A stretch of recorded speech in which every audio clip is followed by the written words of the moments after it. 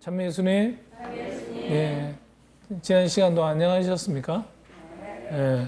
안 안녕하신 것 같은데. 안녕하셨습니까? 예. 오늘 우리가 해야 될 이야기 뭐라고 했는지 혹시 아시는지 모르겠습니다. 예? 미사 해설에 대한 이야기. 미사의 의미. 여러분들 이제 성당에 들어가시면 왜 성을 긋는지, 왜 영성체를 하는지, 왜 봉헌을 해야 되는지, 뭐 이런 어떤 그 이야기들에 대한 것들을 사실 한 제한된 우리 한 시간 정도의 시간 안에 그 미사에 대한 이야기를 하고자 하는 그 자체가 말이 안 맞죠. 제가 신학교에 있을 때도 우리 전례학 시간에 미사에 대해서 할 때 한 학기 3학점, 한 학기를 우리가 그 공부를 하지만 그래도 뭐 그렇게 다 하지는 못하죠. 그냥 뭐 수박 겉핥기식으로 할 수밖에 없는 뭐 그런 시간들이었습니다. 오늘도 그와 뭐 다르지는 않겠지만 그래도 안 듣는 것보다는 훨씬 나은 그런 시간들이 될 수 있으리라 생각을 해봅니다.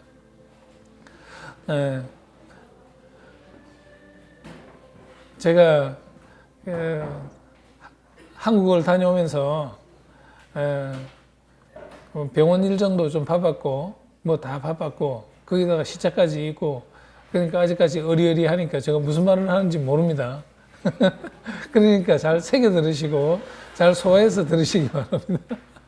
저는 전 나름대로 최선을 다해서 여러분들에게 제가 준비했던 이야기를 전해드리고 함께 나누고자 그렇게 노력하도록 하겠습니다. 아직도 사실 저는 어리어리해요. 그런데 그 하나님의 말씀에 취해서 우리가 어리어리할 수 있고 우리가 영성체와 영성혈을 할 때 그런 성체에 의해서 우리가 취할 수 있고 성혈에 의해서 취할 수 있는 그런 우리가 된다고 한다면 그만큼 또 즐겁고 행복한 일도 없으리라고 저는 생각을 해봅니다. 사실 신약 구약 통틀어서 전부 총 몇 건이라고요? 72. 한 조금만 더 쓰시죠. 73. 예, 73인데 구약이 몇 건이라고요? 구약 46건. 그러면 신약은 27. 예, 이제 우리가 이제 정도가 이만큼 팍팍 올라갔습니다. 구약이 46건이고 신약이 27건에서 토탈 73건이 있죠.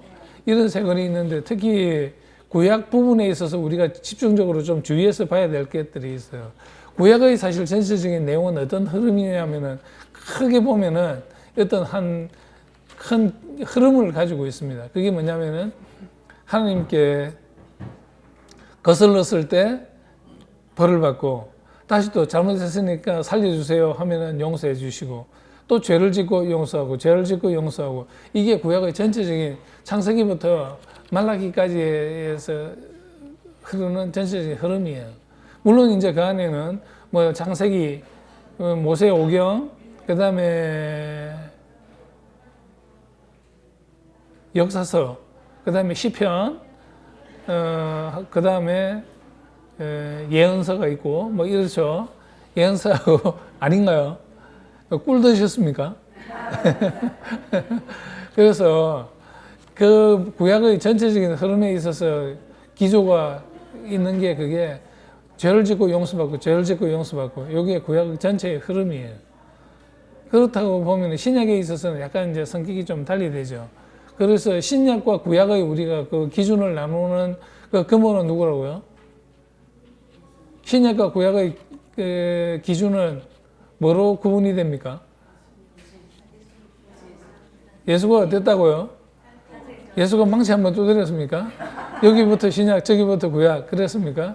그거는 아니고 예수 그리스도의 탄생으로 인해서 신약과 구약이 구분됩니다. 그러니까 엄밀하게 따지면은 한 6달 정도 빠른 출생을 한 요한까지가 구약의 마지막 예언자라고 우리가 봐도 될 겁니다. 그러니까 신약에 있어서의 첫 번째 예언자는 누구라고요? 예수 그리스도. 예. 뭐 요한도 신약의 사람 아닌가 이렇게 하지만 엄밀하게 따지면 예수 그리스도를 신약의 첫 번째 예언자라고 우리가 그렇게 정리를 하고 있습니다. 그러니까 마지막 구약의 예언자는 요한, 세례자 요한이라고 우리가 그렇게 얘기를 해도 좋을 것입니다. 그러니까 구약의 전체적인 흐름에 있어서는 죄짓고 용서받고 죄짓고 용서받고 뭐 이렇게 했는데 그 반복되는 흐름 안에서도 특히 우리가 눈여겨봐야 될 부분이 있어요. 그 부분이 뭐냐면은 지금도 우리가 즐겨 이야기하고 있는 파스카라고 하는 겁니다. 파스카가 라틴어로 파스카 이렇게 하면 이게 무슨 뜻이냐면은 지나가다라고 하는 뜻이에요. 뭘 지나갔지? 뭔가 지나가는 일이 있었으니까 그랬겠죠. 그렇죠? 그러니까 어떻게 지나갔느냐 하면은 구약에 있어서 하느님의 천사들을 보내서 이집트를 벌할 때 모든 집안의 맏배, 맞이, 장자들을 다 죽이는 거였어요. 그렇지만 살려주겠다를 약속하신 부분이 있습니다. 그게 누구냐면은 이스라엘을 살려주겠다고 한 것이 아니라 문설주 있죠. 문설주. 문설주가 뭔가요? 문주. 저기 문 있죠. 저기 문 있으면 양쪽에 그 기둥이 있지 않습니까? 그게 문설주, 문기둥. 예, 문기둥. 뭐 대들보. 뭐 그쯤 되는 그걸 이제 문설주라고 그러죠. 그 문설주에 희생양, 하나님의 어린 양의 피를 거기에 바르면 알아서 너는 나의 백성이라는 것을 내가 알고 패스. 그 패스가 라틴어로 파스카예요. 그러니까 파스카 우리가 파스카 축제라고 이렇게 얘기하지 않습니까? 그게 과월절 들어보셨죠? 예, 과월. 한자로 쓰실 수 있죠? 한번 써보세요. 과월. 그게 라틴어로 파스카라고 하는 건데 패스. 영어로 패스. 라고 하는 건데 그 피를 이제 찍어 바르면 하나님의 천사들이 각 집안의 맏배 장자를 죽이려고 할 때 그건 보고 하나님의 사람의 집안이구나 하는 것을 보고 통과하겠다, 살려주겠다라고 한 게 그겁니다. 그러니까 구약에 있어서 제일 큰 행사는, 큰 일은 뭐냐면 파스카예요. 파스카를 통해서 사람들이 살고 파스카를 안 통하니까 사람들이 죽게 된 거죠. 그러니까 이집트에 있어서 가장 큰 일, 특히 구약에 있어서의 가장 큰 일 중에 하나는 파스카라는 겁니다. 그러니까 파스카를 통해서 내가 살았죠. 살았으니까 그것을 기념하는 축제를 벌이는 거예요. 그러니까 파스카 축제라고 하는 거죠. 이제 아시겠습니까? 예. 그러면 홍해를 건너가거나 뭐 했던 이야기들도 아주 중요하기도 하고 그렇게 했지만 그거는 파스카에 있어서의 한 일부분으로 우리가 알아들으면 이렇게 좋을 것 같습니다. 그러니까 파스카라고 하는 것은 이스라엘의 백성들이 그들이 이제 사고를 당하지 않고 그렇게 물론 그 구원에 접하게 됐다는 것을 그들에게 있어서는 큰 한 사건이었죠. 한 사건이었기 때문에 이 사건이었던 요거를 이제 그들은 매년 일상의 생활로 이제 약속의 땅으로 건너갔죠. 약속의 땅에 건너가고 난 다음에 그들이 누렸던 그 행복들, 그 기쁨들을 재현하는 거죠. 재현함으로 인해서 옛날 우리 조상들이 하나님의 구원을 통해서 이렇게 파스카 이런 기념제가 있게 된 거다라고 하는 이런 것을 이제 그들이 생각하게 되는 거죠. 그 파스카 기념제를 생각하는 그 자체가 뭐냐면은 미사입니다. 한자어로 미사가 되게 복잡해요. 쓰기가 굉장히 복잡해. 획수가 굉장히 많아요. 미사, 우리를 사자. 미사 이렇게 쓰는데 중국말로 읽을 때는 미사, 펑시에 미사 이라면은 미사 봉헌 좀 비슷하죠. 펑시엔, dedication, dedication. 펑시엔 하면은 봉헌, 펑시엔 미사 이라면은 봉헌, 미사 봉헌한다라고 하는 이런 뜻인데. 그러니까 구약에 있어서 가장 핵심적인 사건, 가장 중요했던 사건, 파스카의 그것을 우리가 오늘날에 있어서 재현하는 것이 무슨 제사냐 하면은 오늘날 우리가 매일 드리는 미사 성제입니다. 그러니까 미사 성제가 얼마나 중요하고 얼마나 그 안에 깊은 뜻을 가지고 있는지 우리는 잘 알아들어야 되는 거죠. 그런데 우리가 미사 성제 이렇게 하면은 주일 미사 안 가면 안 되냐 또 혹시 무슨 수가 없냐 하고 별의별 그런 궁리를 다 하고 있는 그것이 바로 우리 현실인데 그 파스카 축제 안에 우리가 깊이 있게 참여하고 그 안에서 예수 그리스도의 몸과 피를 받아 모시는 그 결정적인 순간 그게 바로 미사라는 거예요. 그 미사가 라틴어로 말하면은 이제 파견하다, 보내다 그 외 뜻이 굉장히 많이 있습니다만은 비슷한 뜻이 보내다, 파견하다라고 하는 이런 뜻인데 그 뜻으로 이제 밑대래 동사에서 변형이 와서 미사라고 합니다. 그러니까 그게 전래 용어로 이제 정착이 된 거죠. 그러니까 미사 끝나고 난 다음에 지금에는 1965년 제2차 바티칸 공의회가 끝나기 이전에는 전부 라틴어로 우리가 미사를 드렸죠. 안 드렸습니까? 그때는 저는 태어났습니다. 그래서 미사가 끝나고 나면은 뭐라 하냐면은 구교도로 나실 거예요. 이때 미사 에스트. 미사가 끝났다라고 이렇게 얘기를 하죠. 그러면은 이제 회중들은 데오그라시아스. 하나님께 감사합니다라고 이렇게 얘기를 하는 게 이런 이제 그런 이야기인데 그 밑대래라고 하는 그 동사에서 변형이 되어서 미사라고 하는 말이 나온 것이고 그 라틴어 그 미사라고 하는 그것은 우리에게 파견을 보내는 거예요. 엄청난 큰 미사 안에서 그리스도의 몸과 피를 우리가 받아 모시고 여기까지 왔으니까 이제 내가 여러분들을 세상으로 파견합니다 하니까 우리도 그렇게 살아가겠습니다 라고 하니까 하는 그 회중들의 응답으로 하는 게 데오그라시아스. 아멘과 똑같은 말이죠. 그러니까 여러분들이 데오그라시아스 그렇게 했었고 우리는 이제 1965년 제2차 바티칸 공의회가 지나고 난 이후로 전례의 쇄신이 일어났죠. 그래서 그 이후부터 각 나라 자기 나라 언어로 미사를 드릴 수 있게 됐어요. 그 이전에는 그럼 뭐냐면은 미국 사람은 영어로, 일본 사람은 일본어로, 일본 사람이라기보다 일본 놈은 그리고 중국 사람은 중국어로 각 나라 말로 미사를 드릴 수가 있게 됐다는 그런 놀라운 사건을 우리가 잘 기억해야 될 것입니다. 그러니까 우리가 하나님께 바치는 최고의 예배가 뭐냐면 미사입니다. 그러니까 여러분들 나는 묵주기도 100단 했어, 200단 했어. 그 다음에 뭘 했어, 어떻게 했어 하고 이런 이야기를 하지 않습니까? 근데 그거보다도 이 기도 중에서 최고의 미사, 어떤 자리를 차지하는 것은 뭐냐면 미사 한 대입니다. 그러니까 다시 한 번 더 얘기해 볼까요? 굳이 꼭 그렇다고 제가 이렇게 말씀드리기는 그렇지만 그 정도 위험을 가지고 있는 것이 뭐냐면은 묵주기도 100만단 하는 것보다 미사 한 대 하는 게 더 낫다 그러죠. 여러분들 교구들의 문헌을 읽어보면요. 성모님께서 유일하게 한번 성모님께서 가장 사랑하시는 사제들에게라는 책이 있죠. 우리 신학교 때는 그게 이제 약간 이제 좀 검서로 이렇게 구분이 됐었어요. 약간 우리가 좀 수렴하거나 또는 소화해낼 수 있는 그런 내용들이 애매한 부분들이 들어 있어가지고 금서로 구분되었는데 아무튼 저는 그 책의 제목들이 참 좋다는 생각이 듭니다. 그게 뭐냐면은 성모님께서 가장 사랑하는 사제들에게 라는 이리 두꺼운 책이 있어요. 파란색으로 된 건데 그 책에서 이렇게 보면은 성모님께서 너희들이 뭐 해서 고맙다 이야기를 다 하시죠. 그리고 메주고리 여러분 가보셨습니까?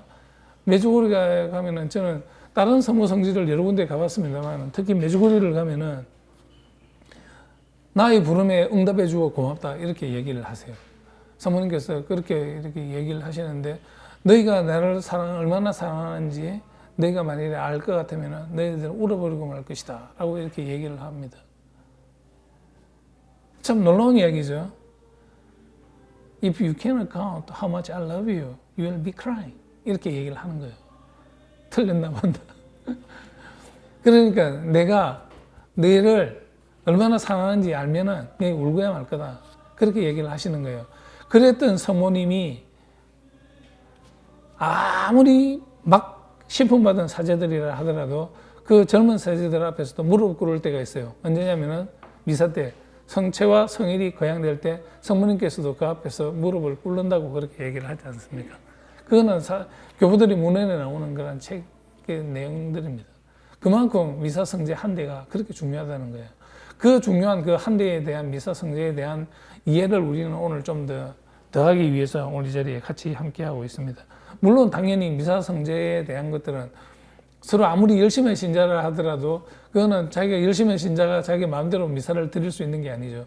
그러니까 우리가 신학교 때 이런 얘기를 했어요. 부자들이 한참 많지 않습니까? 부자들이 막 폼 잡고 다녀요.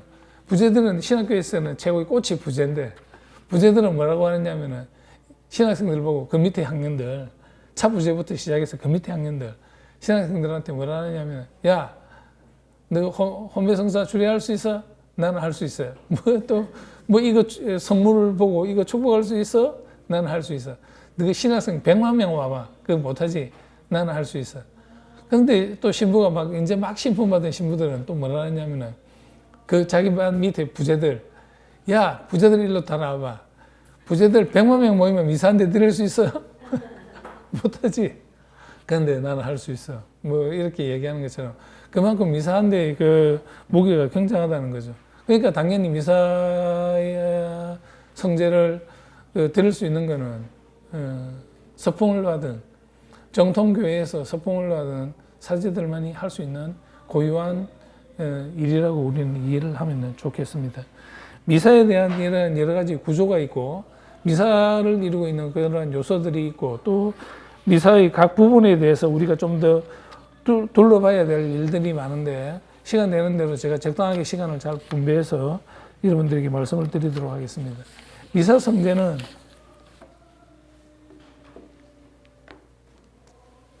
이건 지금 미사 통상문이죠.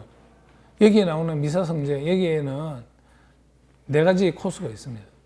4가지 코스가 이제 뭐냐면은, 첫 번째, 미사 성제를 저기서부터 저기까지 한다고 하면은, 제일 첫 번째, 미사 성제는 시작 예식을 얘기합니다. 시작 예식에는 6가지 단계가 있어요. 먼저 신부들이 입당을 하죠. 노래도 하죠. 안 합니까? 대답을 안 합니까? 노래도 하고, 그 다음에 끼리에 하죠. 그 자비송, 주여 우리를 불쌍히 여기소서. 주여 우리를 불쌍히 여기소서라고 하는 그 자비송에 대한 것들은 어떤 그 전례의 등급이나 또는 상황에 따라서 2번, 3번 반복할 수도 있어요. 그러니까 여기서 성가대 하신 분들은 그 기억하실 거예요. 끼리에 엘로이손을 한 번만 하는 게 아니고 몇 번씩 반복하는 경우도 있죠. 그거는 전례의 등급에 따라서 또는 그 전례의 성격에 따라서 노래를 그렇게 합니다. 그래서 기리에를 하고, 그 다음에 글로리아를 하고, 그 다음에 시작 예식에 있어서 제일 마지막 부분은 뭐냐면 본기도입니다. 본기도가 있으면 이제 기도합시다 하죠. 기도합시다 하고 이제 그 하나님께 대한 이런 바람을 이렇게 아뢰는 거죠. 그때 아뢰일 때는 잠깐의 침묵을 통해서 회중들은 각자의 마음대로 기도를 하라는 것이 아니라 그 회중들을 대표해서 사제가 기도를 할 때 그 기도가 나의 기도이기도 합니다라는 뜻으로 우리가 반응을 하는 게 있습니다. 그게 뭐냐면은 응답하는 제일 끝에 우리 주 그리스도를 비나이다 하면은 그렇죠. 아멘이라고 함으로 인해서 시작 예식이라고 하는 이 부분들이 다 끝나게 됩니다. 여기 이제 1단계가 이렇게 끝나는 거고, 그 다음에 2단계에 들어가게 되면 말씀의 전례, 그 다음에는 성찬의 전례, 그 다음에 시작을 했으니까 뭐가 있을까요? 마침 예식. 시작 예식이 있으니까 시작 예식 1, 말씀의 전례 2, 성찬의 전례 3, 끝나고 난 다음에 마침 예식 4 라고 이렇게 끝나는데, 일단 시작 예식에서는 본기도가 끝난과 동시에 시작 예식이 끝나고 말씀의 전례가 시작됩니다. 말씀의 전례가 시작되는 데 있어서는 우리가 특히 눈여겨봐야 될 부분들이 있어요.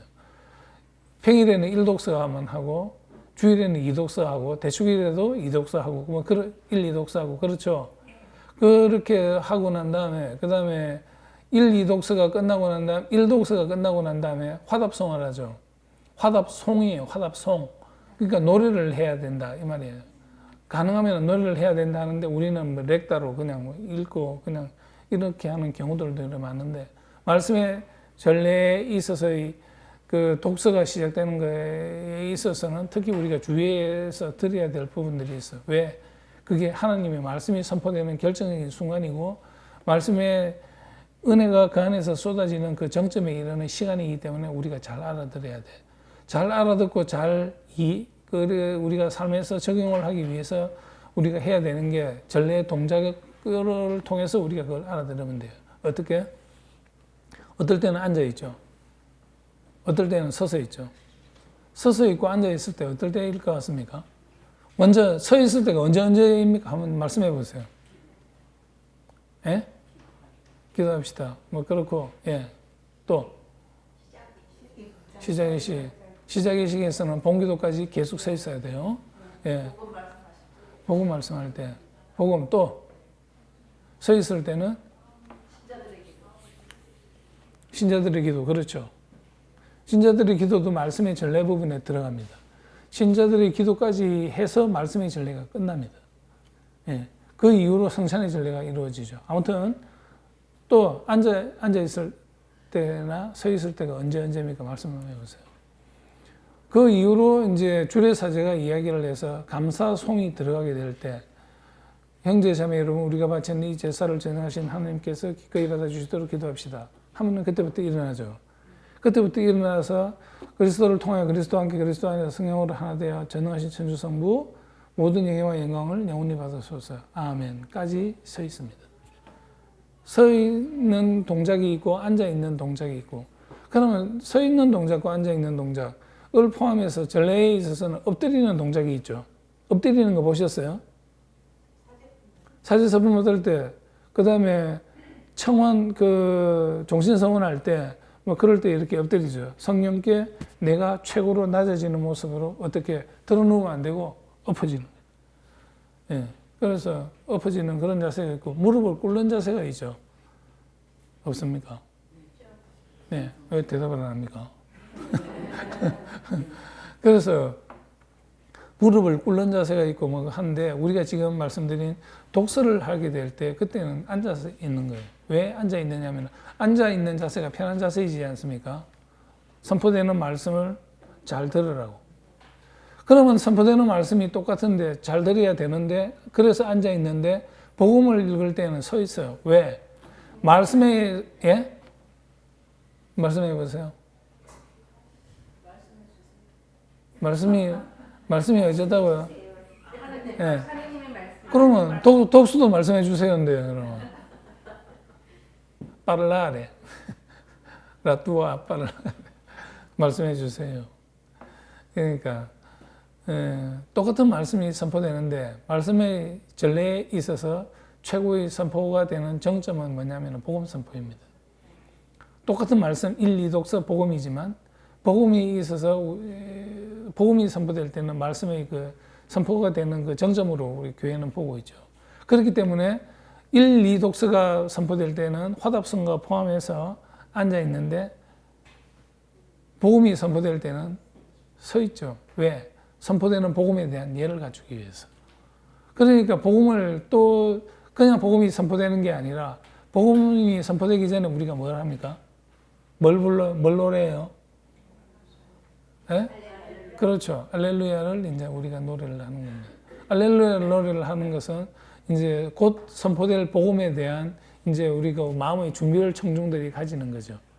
그리고 이제 그 선포될 복음에 대한 이제 준비를 하는 시간들, 그 시간으로 알렐루야가 되고, 알렐루야를 노래할 때 그 안에 선포되는 그런 내용들도 그날의 독서나 복음이나 아니면은 그날의 전례의 성격에 맞춰가지고 그 말씀이 그렇게 짜여져 있을 것입니다. 근데 1년 중 되게 특별한 날에는 알렐루야 앞에, 복음이 선포되기 전에 알렐루야를 하죠. 알렐루야 앞에 1, 2 독서 후에 하는 게 있어요. 아주 되게 특별한 날이에요. 2번. 뭔가요? 시퀀시야. 시퀀스. 뭐 영어도 모르고 라틴어도 모르니까 참네. 골치 아프네요. 예? 부속가예요. 부속가. 예. 예. 근데 그 전에 이제 초기교회 때는 부속가를 장례 미사 때에도 했었어요. 장례 미사 때에도 부속가를 했는데, 사실 시퀀스, 이 부속가를 하는 그거는 뭐냐면은 그냥 뭐랄까, 그냥 잘하네, 좋으네, 그냥 이 정도 느낌으로 우리가 알아들으면 됩니다. 그러니까 잘했다, 하는 이런 어떤 이야기 정도로 이제 알렐루야를 부르기 전에 뜸들이는 이야기예요. 뜸들이는, 아주 즐거운 뜸을 들이는 그 노래가 부속가입니다. 그 부속가가 되게 길죠? 언제 합니까? 부속가 할 때가 언제예요? 오늘 괜히 와가지고 오늘 계속 물어보고. 부활 대축이라고, 그 다음에 50일째 뭐예요? 성령님 대축일 때에는 부속가를 의무적으로 해야 되고, 그 위에 부활 8부 축제 내에서도 부속가를 하라고 하는데, 8부 축제 내에서는 부속가를 당일은 전야와 당일은 하는데 그 이후에는 해도 되고 안 해도 됩니다. 예. 그러니까 그 부숫가가 그렇게 또 외쳐지고 하는데 그 부숫가는 뭐 특별한 의미를 가지고 뭐 이게 뭐야 이렇게 싶지만 뭐 별 그런 건 없고 그냥 알렐루야를 우리가 즐거이 부르기 전에 더 큰 기쁜 날, 더 큰 즐거운 날, 더 이제 좀 팁으로 좀 이렇게 넣은 거로 할까? 뭐 그 정도로 이해하시면 뭐 될 것 같습니다. 큰 의미가 있다는 것보다도 더 큰 즐거움을 배가시키는 어떤 그런 역할을, 촉매 역할을 하는 게 부속하다, 시퀀시야, 시퀀스라고 이렇게 이해를 하시면 좋겠습니다. 그렇게 하시고요. 말씀의 전례에 있어서는 주로 복음까지가 말씀의 전례가 이렇게 선포가 되고 난 다음에 복음 읽고 난 다음에 그 다음에 누가 뭐를 합니까? 예? 누가 뭐를 해요? 신부님이 강론. 예. 강론을 하지 않습니까? 강론을 하는데 이 강론을 하는 데 있어서도 이제 뭐 어떤 경우에는 뭐 정치적인 이야기도 하고 뭐 시사에 관계되는 이야기도 하고 또 살아가는 뭐 그런 이야기들도 뭐 하고 그러지만 글쎄요 뭐 저 같은 경우에는 뭐 그거는 주례하는 사제의 그 마음인데 그거에 대해서 어떻게 하라고 하는 것은 없지만 가능한 이제 전례 지침에서는 이렇게 전례 지침 총지침 거기에서 하는 이야기가 있어요. 그게 뭐냐면은 그날 복음에 대한 거 그리고 그날 전례에 관계되는 어떤 그런 이야기들을 신자들에게 잘 설명해 주어라 라고 이렇게 얘기를 하고 있습니다. 그걸 주일에는 좀 더 길게 평일에는 안 할 수도 있지만 하는 것이 더 좋고 이왕이면은 그런 설명들이 첨가되면 좋겠다라고 이렇게 전례지침에서는 이야기를 하고 있습니다. 그러니까 우리가 그런 것을 할 수 있도록 잘 준비하고 특히 신부들이 그 강론을 준비하고 이렇게 하는 게 참 힘들어하지 않습니까? 신부들이 강론 준비를 잘 할 수 있고 성화될 수 있도록 여러분들 기도도 많이 해주시기 바랍니다. 그 다음에 이제 크게 또 대별해서 성찬의 전례를 이렇게 가면은 성찬의 전례에 있어서는 4가지 양식이 있어요. 4양식이 있어요. 1, 2, 3, 4양식. 근데 우리가 주로 이제 보통 이제 양식을 따질 때 우리가 하는 것은 이제 한 2양식을 잘해. 2양식을 잘 읽어요. 여러분들이 이렇게 난 있게 오늘도 제가 우리가 미사 드리게 될 때 그 2양식을 읽게 될 텐데 한번 그것을 기억하고 한번 들어보세요. 양식이 1, 2, 3, 4양식이 있는데 1양식은 주님의 큰 축일에는 1양식을 합니다. 그게 뭐냐면 주님 성탄, 그 다음에 주님 부활, 그리고 그 다음에 주님에 관계되는 축일들 이런 게 나올 때는 1양식이 돼. 근데 1양식에는 무슨 동작들이 되게 많아. 그리고 그 1양식의 전체적인 흐름이 보면은 그 내용을 가만히 자세히 들어보면은 여러분들 그냥 1양식 때 그냥 그렇게 하시죠. 아, 저기 냉장고 스위치를 넣었나 안 넣었나? 문 닫았나 안 닫았나? 집에 뭐 별별 걱정들 나오죠. 제 동생도 이번에 제가 우연히 추석 때 제가 신부되고 처음 명절을 한국에서 보내봤는데 20년 안에 이제 처음 보내봤어요. 뭐라 하냐면은 방금 오빠 우리 저기 서울 출발했는데 스위치를 뺐는지 꽂았는지 모르겠다고 그러더라고. 그러면서 앞집 사람한테 해가지고 핀 번호 알려줘가지고 들어가서 확인. 그러니까 잘 뽑혀 있더라고요. 예, 여러분들 다름이 스위치 잘 뽑고 다니십시오. 그래서 1양식이 구세사의 전반적인 흐름이 그 안에 많이 직결되어 있는 게 1양식입니다. 그런데 여러분들 1양식을 듣는 기회가 그렇게 많지는 않았을 겁니다. 동작도 많고, 그리고 조금 길고, 그런데 2양식은 이제 거의 대부분의 그 축일을 제외한 어느 무슨 축일이 있지 않습니까? 누구 축일이 있는 그 축일을 제외한 미사의 대부분은 연중 평일에는 2양식을 하라고 권고를 하고는 있습니다.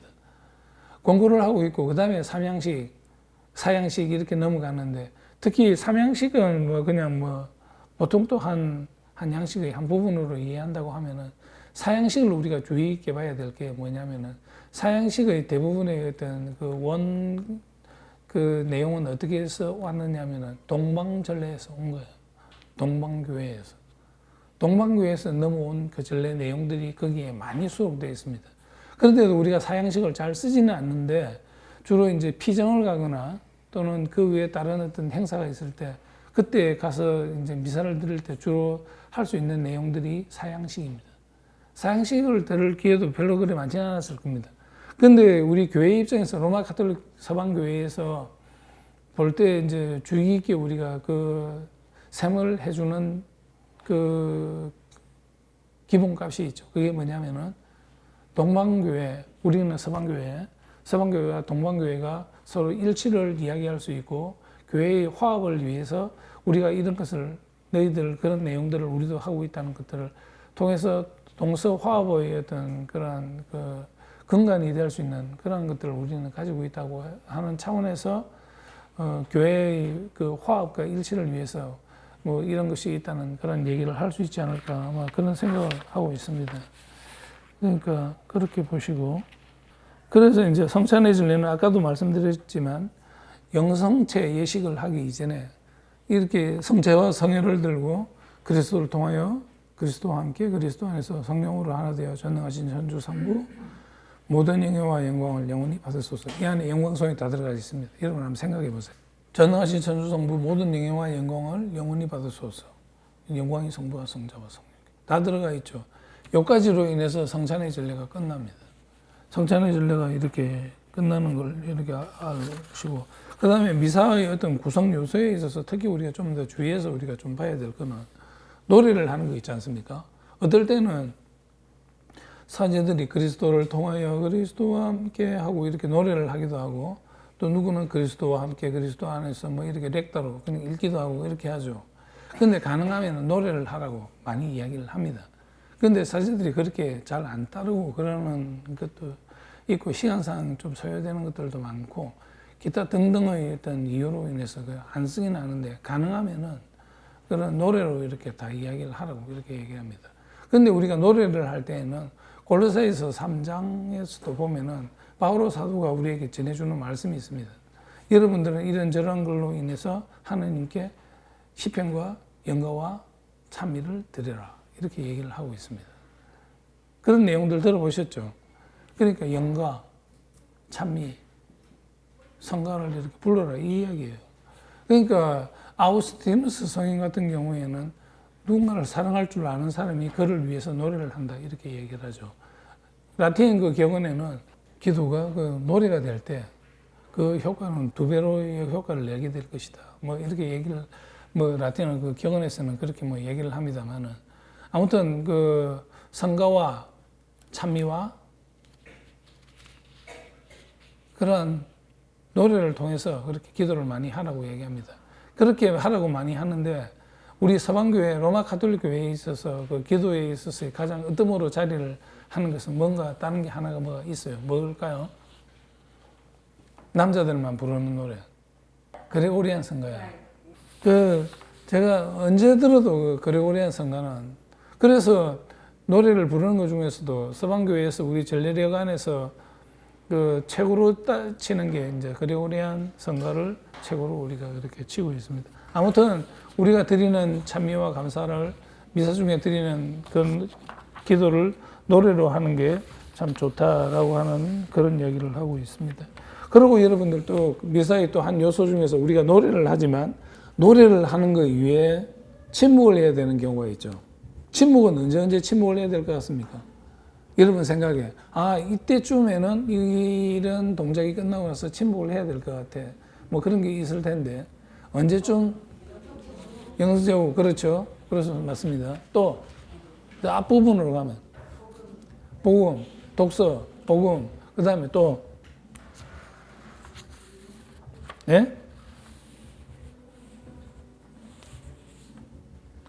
독서 복음을 들었으니까 강론을 하고 난 다음에 엄밀하게 따지면은 이제 그 전례 지침에서는 그렇게 얘기를 하죠. 주례사제의 강론이 끝나고 난 다음에는 짧은 시간 복음에 대한 또는 강론에 대한 침묵으로 묵상할 수 있는 시간을 신자들에게 배려하라고 이렇게 얘기를 하고 있습니다.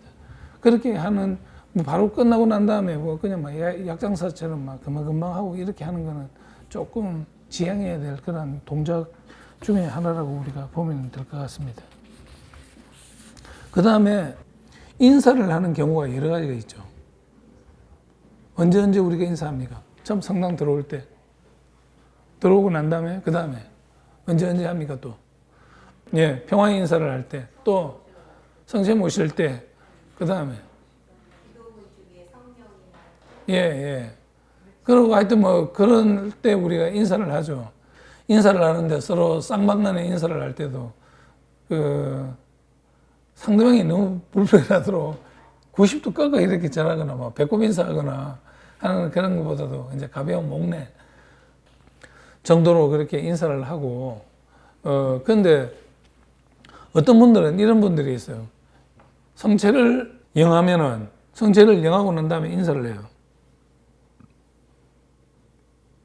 모시면서 또 인사를 해. 다 모시고 난 다음에 또 인사해. 인사성발가 좋아. 그렇지만 그 너무 그런 어떤 불필요한 동작들은 그 좀 지양해야 될 내용들이죠. 그러니까 보세요. 예를 들어 영성제를 하러 내가 나온다 그러면 한두 사람 전에서 내가 성체기에 대한 깊은 목례로 인사를 하고 그 다음에 가서 주례사제로부터 그걸 받고 한 발 비껴서서 그걸 모시고 그냥 자리에 들어가면 돼. 들어가는 중에도 성모상이 있고 요셉상이 있고 뭐 있으면 오만 인사를 다 해. 인사성은 참 밝아. 그렇지만 그런 인사는 하는 게 아니고 그러고 또 누가 오면은 왔어 하고 인사하고 막 야단이에요. 그리고 우리가 성체 분비하시는 분들 특히 좀 잘 들으셔야 될 게 성체 분비하시는 분들이 주례사제가 성체를 주지 않습니까? 그리스도의 몸 하면 아멘 하면서 받아 모셨죠. 모시고 난 다음에 내가 제대로 다 이렇게 성체를 영하지도 않았는데 내가 어떨 때는 옆에서 이렇게 보니까 성체가 반은 혀에 남아 있어요. 그런데 그리스도의 몸 하면서 자꾸 나눠주고 있어요. 그건 절대 그러면 안 돼요. 조금 더 시간이 지체되더라도 내가 받아 모신 성체를 제대로 잘 영하고 난 다음에 그 다음에 교우들에게 성체를 영해 드릴 수 있도록 이렇게 하셔야죠. 그렇게 안 하면 어떤 분들은 뭐 그리스도의 몸 하면 받아 모셨어. 그리고 그리스도의 피 하면 네 안에 넘어 있어. 그러면서도 아멘 하면서 다 보여 안에. 그러면 안 돼요. 제대로 뭐 잘 모시고 난 다음에 그 다음에 모시고 난 다음에는 누구의 개똥이 엄마 왔어 안 왔어 뭐 인사하고 그렇게 하지 말고 적어도 여러분들 이건 아셔야 됩니다. 성당 내에서 있을 때에는 어느 누구하고도 인사 안 해도 됩니다. 우리 신학교에서도 그런 걸 이제 배워요. 우리가 주로 이제 비가 오거나 이렇게 하면 실내에서 우리가 묵주기도 하고 뭐 이렇게 좀 조용한 시간을 갖죠. 그렇게 하면서 지나가는 높은 학년이거나 어느 누가 지나가더라도 교수 신부님이 옆에서 지나가더라도 그때 하는 그 기도 시간 그때는 누구하고 마주치더라도 인사하지 않아도 됩니다. 그러니까 여러분들 성체를 영하고 난 다음에 어느 누구하고도 인사하지 말고 그냥 가세요. 그런데 누가 저 사람은 말이야 나는 인사했는데 지는 인사도 안 하고 긁기도 하면서도 그냥 지나가 버리더라고. 그렇게 하면 그 사람 탓이에요. 그러니까 그걸로 인해서 뭐 불필요한 오해나 뭐 그런 거는 안 해도 될 거라는 그런 생각을 해봅니다. 그러면서 또 하나 이제 중요한 거 하나. 성호를 걷죠. 성호.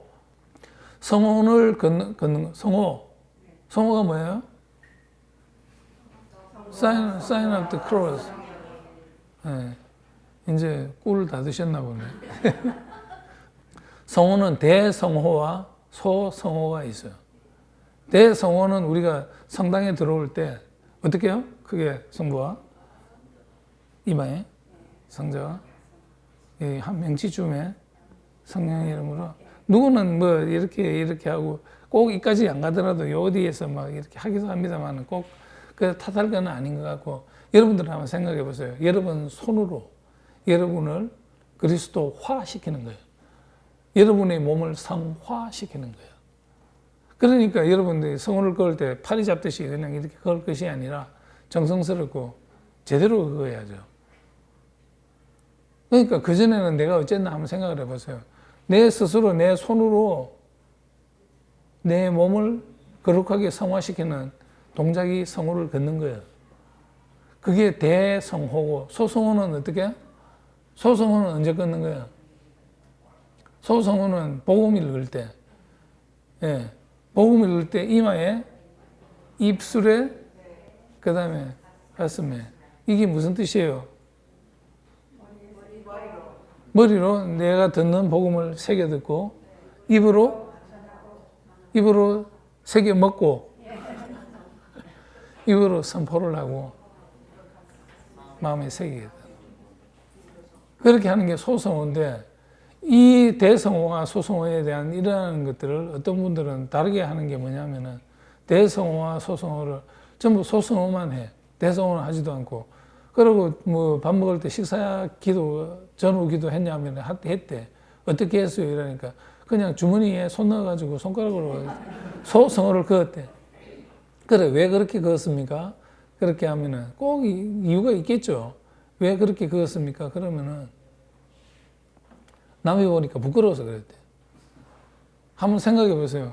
내가 내 손으로 내 몸을 성화시키는 그 엄숙하고 거룩한 시간인데, 그리고 내 신앙을 고백하는 그 시간인데, 그 시간에 부끄럽대. 그러니까 하늘에서 가서도 하나님께서 나도 네가 부끄럽다고 하지 않겠습니까? 그럼 뭐라 하겠어요? 할 말이 없지.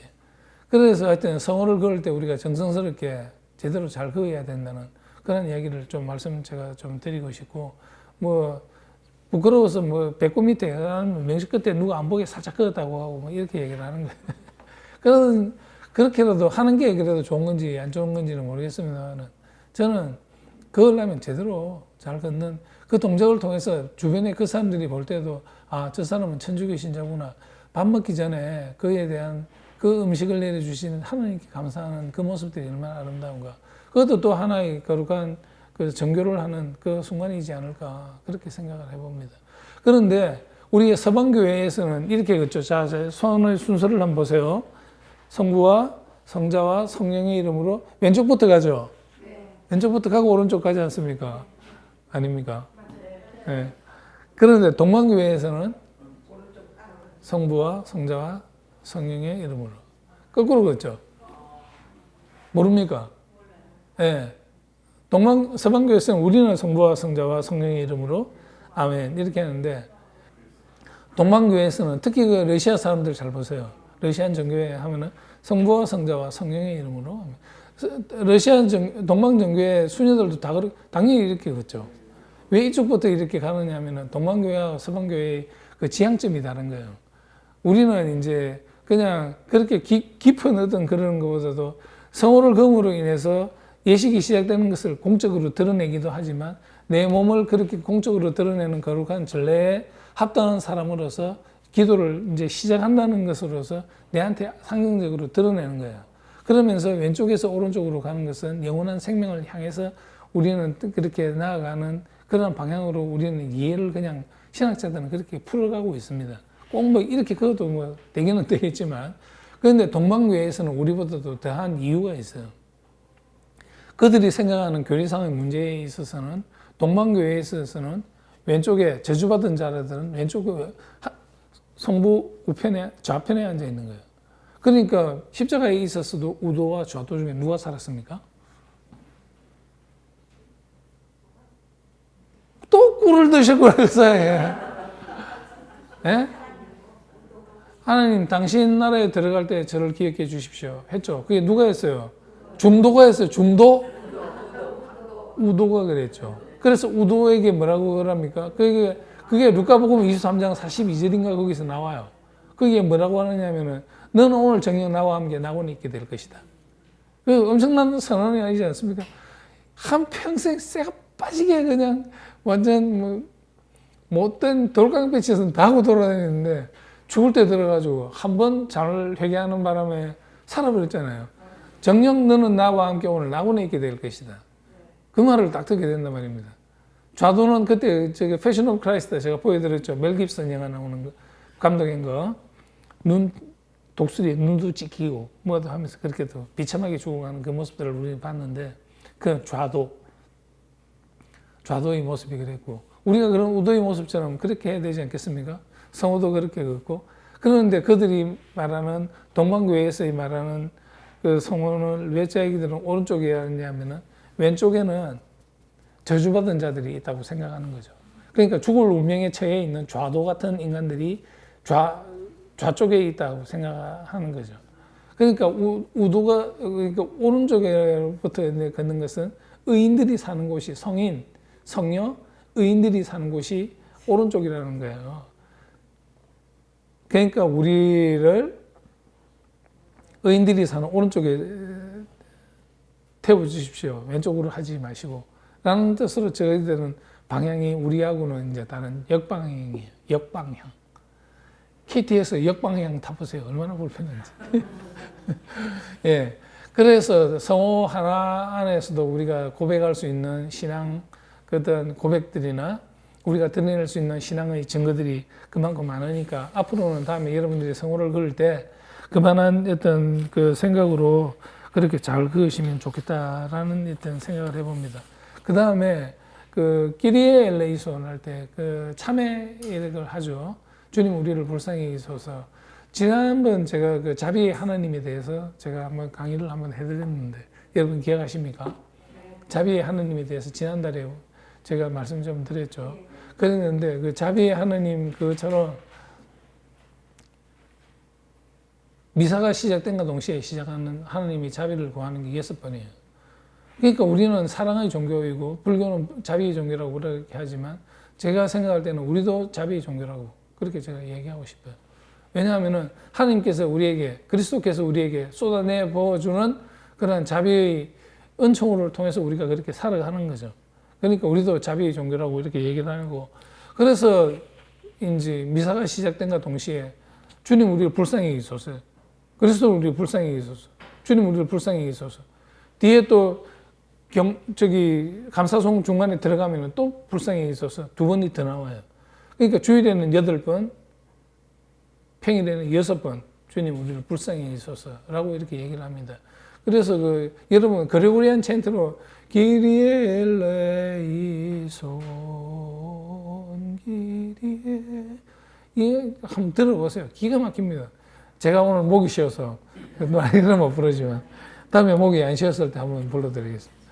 그때 기리에 엘레이손 제가 기억하고 있기로는 제가 한 20년 전에 제가 부재서품을 받을 때 명동에서 부재서품을 이제 2000년도에 부재서품을 받았는데 그때 부재서품 받을 때 이제 집에 보내줍니다. 부재서품 이상으로부터 이제 성직자가 되고 부재서품 이상으로부터 성직자가 된과 동시에 교황청에 이름이 올라와요. 제 이름이 김상균 다니엘 이름이 거기에 교황청에 올라와요. 교황청에 올라간과 동시에 다 좋을 것 같죠. 장가 가려면 귀찮아 죽습니다. 번거롭게 죽겠고 그렇게 되는데 이제 그렇게 힘든 그런 시간들이 시작될 텐데 네가 마지막으로 결정할 수 있게 시간을 우리 한국예방선교회에서는 그 시간을 내줍니다. 집에 한 번 더 갔다 오라고 이러죠. 다 보내요. 서품 대상자들을. 그래서 가서 2박 3일 동안 이렇게 보내고 2박 3일 후에 다시 이제 모이고 일정한 장소에서 서품 대피정을 하고 난 다음에 부재서품, 사제서품을 받죠. 그때 받을 때 그때 저는 이제 그랬어요. 제가 부산에 갔다가 엄마한테 이제 인사를 드리고 난 다음에 제가 열심히 한번 잘 살아보겠습니다 했는데 와가지고 이제 짐을 집에 갖다 놔야 될 짐도 있고 이제 가져와야 될 짐도 있고 해서 좀 가져와서 차를 하나 제 동생 거를 빌려서 이제 차를 타고 갔어요. 갔는데 이제 경주쯤 올라오는데 그때는 고속도로 하나였죠. 요즘은 중부 뭐 고속도로도 많은데 경부 고속도로로 딱 이렇게 올라오는 그 순간에 내가 사제서품을 받거나 하면 나는 이 노래를 나는 라틴어로 불러야지 했던 신학교에서 그렇게 많이 연습했던 그 노래를 끼리 엘레이손 하는데 눈물이 팍 쏟아지는 거예요. 도저히 운전을 할 수가 없어. 그냥 뿌연 게 그냥 내가 어지간해서 울지도 않고 막 이러는 사람인데 뿌연 게 뭐가 하염없이 쏟아지는 거예요. 저는 그 시간이 최고의 은혜로운 시간이었다. 어찌 보면은 서품을 받기 위해서 대품 피정을 하는 일주일 그 시간보다도 더한 시간들이 바로 그 감동, 그 시간이었다. 내가 하나님 앞에 과연 이렇게 나설 수 있는가. 나서기에 너무나도 부족하기 짝이 없는 이러한 몸으로서, 이러한 준비 상태로서 내가 서품을 받을 수 있는가. 그런 생각, 저런 생각, 그리고 지나왔던 신학교에서의 여러 가지 생각들, 앞으로 또 충분히 예상되지는 집을 떠남으로 인해서 벌어지게 될 집안에서의 여러 가지 별의별 생각들이 막 다 드는 거예요. 그런 생각들이 막 비빔밥처럼 막 그렇게 막 오가는데, 그래, 경주쯤 이렇게 지나가는데 눈물이 바가지처럼 쏟아지는 거예요. 그때 그래 제가 도저히 안 되겠다 싶어가지고 차를 운전할 수가 없어요. 그래 한쪽에 내려놓고 하염없이 그냥 펑펑거리고 그냥 괌을 지르러가면서 내가 한 번 그렇게 울고 속 시원하게 털어내고 난 다음에 그러고 명동에 도착했죠. 그러고 며칠 있다가 부채서품 맞고 그리고 1년 있다가 사제서품 맞고 그렇게 했는데 저는 그때 했던 그 기억들이 저한테 참 소중하게 이렇게 남아있는데 우리 같은 것도 마찬가지로 그런 각자 여러분들 사정이 다르겠지만 자비송에 대한 노래들을 여러분들 부르실 때 본당이나 어디서 이렇게 하실 때 그런 어떤 느낌들이 안 들면 억지로도 한번 짜보세요. 제가 했던 그런 것을 생각하면서 그런 내가 이런 하나님의 자비를 받아도 좋은가 그런 마음으로 우리가 자비송에 다가가고 글로리아를 하고 그런 마음으로 말씀의 전례를 알아듣고 성찬의 전례를 참여해서 영성제를 하고 그렇게 함으로 인해서 마지막 파견 예식을 통해서 마침 예식이 된 것과 동시에 미사가 정리가 되고 정리가 돼서 이때 미사에스다 하실 때 데오그라시아스라고 얘기하지 않습니까? 데오그라시아스, 천주께 감사합니다 라고 하는 이런 이야기인데 그 감사하는 그러한 마음으로 우리가 나서게 된다면 정말 기쁜 그런 신앙인으로서 우리가 또 이 다른 날을 또 맞이할 수 있지 않을까 그런 생각을 해봅니다.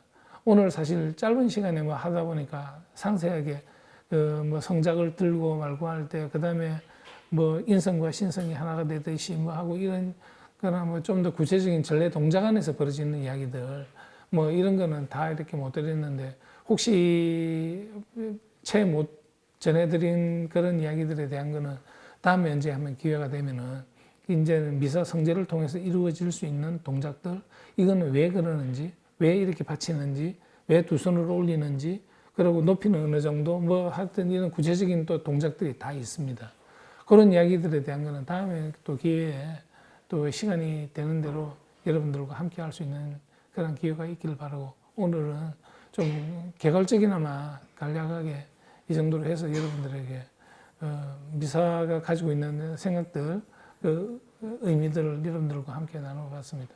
오늘 우리가 나누었던 이런 시간들, 이 이야기들을 통해서 여러분들이 각 분당에 돌아가셔서 미사 성지에 참여할 때, 이건 이렇구나, 저건 그렇구나, 이건 저래야지, 이래야지 하는 좀 더 살가운 모습으로 미사에 다가서서 더 큰 은혜로 여러분들이 그 영의 많은 인도를 받아 그렇게 지낼 수 있는 매일이 되기를 바랍니다. 오늘 함께 해주셔서 감사합니다. 영광송으로 마치겠습니다. 영광이 성부와 성자와 성령께 성부와 성자와 성령의 이름으로 아멘. 감사합니다.